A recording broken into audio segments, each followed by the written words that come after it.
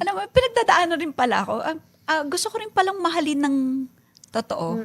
Alam mo yun? So, siguro sa mga bagay na,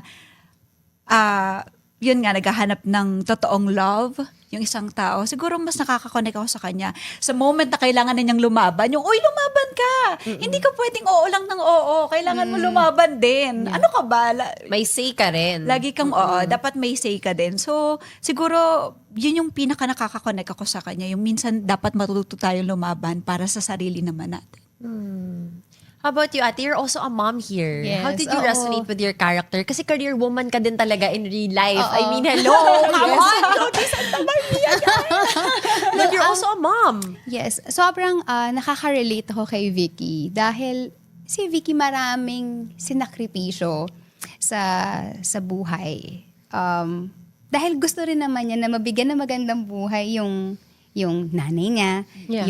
yung anak niya. And syempre siguro sa kahit na sinong nanay, makaka-relate, hindi ba?